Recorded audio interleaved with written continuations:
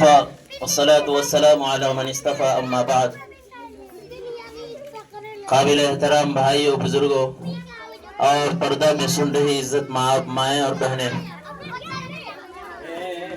آج ہم سب یہاں جمع ہوئے ہیں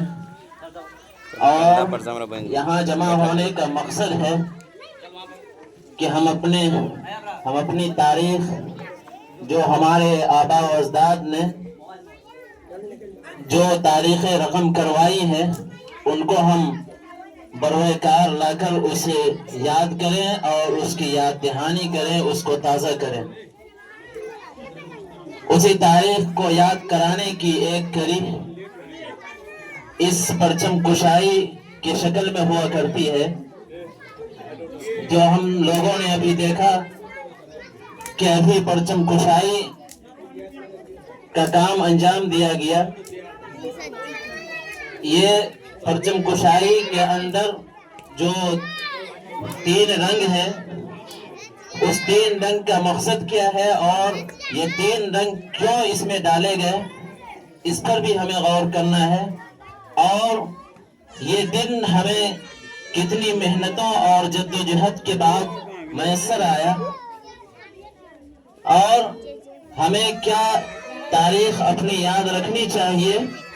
ہم یاد رکھ رہے ہیں یا نہیں رکھ رہے ہیں. ہمیں اس تاریخ کے اپنے اوپر یاد کی ذمہ داری ادا کرنے کے لیے ہم کس راستے کو اپنائیں اور کون سی تعلیم ہم سیکھنے کو گوارا کریں. ہم جو سیکھ رہے ہیں تعلیم، اس تعلیم کا مقصد بھی یہی ہے کہ اس تعلیم کے پیش نظر اس آزادی کو انجام دیا گیا، اور جنگ آزادی جب لڑی گئی، ہمیں معلوم ہے اور ہماری تعلیم گاہیں انہی تاریخ کو پڑھا رہی ہے جو تاریخ ہماری نہیں ہے. جو حقیقت میں تاریخ جنگ آزادی کی ہے، وہ کوئی بھی تعلیم گاہیں نہیں پڑھا رہی ہے. ہمیں یاد رکھنی چاہیے کہ آج کی تعلیم گاہیں یہ تاریخ پڑھاتی ہے کہ سب سے پہلے جنگ آزادی 1857 میں ہوئی، حالانکہ یہ دنیا کا سب سے بڑا جھوٹ ہے. اور یہ تاریخیں 1857 کی تاریخیں آپ کو کیوں پڑھائی جا رہی ہے وہ بھی میں بتاؤں گا. اس سے پہلے شاہ عبدالعزیز رحمت اللہ علیہ نے 1803 میں ہندوستان کے دارالحرب ہونے کا فتویٰ دیا تھا. اس سے پہلے 100 سال پہلے 1754 میں سب سے پہلے جنگ آزادی لڑی گئی تھی، اور اس کے رہبر اور رہنما علی وردی خان تھے، جن کے ذمہ داری میں یہ جنگ لڑی گئی تھی، اور اس میں انگریزوں کی شکست ہوئی تھی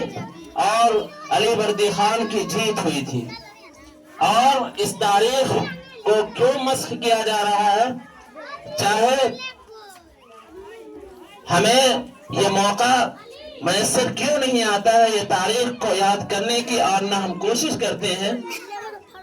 اس لیے کہ سن 1857 میں جو ہمیں تاریخ ہماری تعلیم گاہیں پڑھا رہی ہے، اس کا بنیادی مقصد یہ ہے کہ 1857 کے جنگ آزادی میں 29,000 ہندوستانی شہید ہوئے تھے، اور ان میں 24,000 مسلمان شہید ہوئے تھے، اور 5,000 ہمارے برادران وطن کے آبا و اجداد شہید ہوئے تھے. یہی ان کی بنیادی تاریخ بنی، اور یہی سب سے پہلی اور آخری شہادت ان لوگوں کو میسر آئی، جس کی بنیاد یہ بنی کہ جو 5,000 کی تعداد نے شہادت کا جام نوش کیا، اس تاریخ کو ہمیں پڑھایا جاتا ہے، اور ہماری جو تاریخ ہے اس کو بھلانے کی کوشش کرائی جاتی ہے. ہمیں یاد رکھنی چاہیے کہ دنیا میں جینے کا ہمیں حق ہے، اور کس طرح ہم جیے ہم اپنی تاریخوں کے ساتھ جیے، ہمیں ڈر کر نہیں جینا ہے، ہمیں ایمان اللہ نے عطا کیا، ہمیں ایمان کے ساتھ جینا ہے،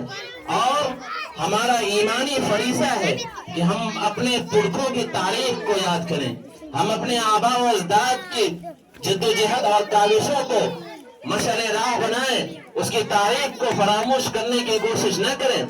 یاد رکھیے گا ایک بات کہ جو قومیں اپنی تاریخ بھلا دیتی ہے اس کو پھر دنیا یاد نہیں رکھتی ہے۔ اگر آپ اپنی تاریخ کو یاد نہیں رکھیں گے تو پھر دوسروں کو کیا پڑی ہے کہ آپ کی تاریخ یاد رکھے گی اور آپ کو یاد دہانی کرائے گی۔ اس لیے یاد رکھیں یہ بنیادی باتیں جو آج کے دور میں تعلیم گاہیں پڑھا رہی ہے اور حکومتیں اس پر زور دے رہی ہے،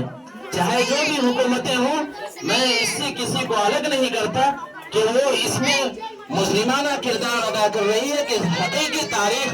نہیں پڑھا رہی ہے۔ حقیقی تاریخ جو ہے ہندوستان کی وہ 1754 کی سب سے پہلے جنگ آزادی کی ابتدا ہوئی، اس تاریخ کو نہیں پڑھا رہی ہے، اس لیے کہ اس میں آپ کی فتح ہوئی تھی، آپ کی کامیابی ہوئی تھی، اس لیے آپ کو نہیں پڑھائی جا رہی وہ تاریخیں، آپ کو انہوں نے اپنی تاریخ پڑھنے پر مجبور کر رکھا ہے، 1857 والی تاریخ، اس لیے آپ کو وہ تاریخیں بھی یاد رکھنی چاہیے۔ وقت کم ہے، میں آپ کا زیادہ وقت نہیں لوں گا، بس انہی چند باتوں پر میں اپنی بات ختم کرتا ہوں۔ وآخر دعوانا الحمدللہ رب العالمین۔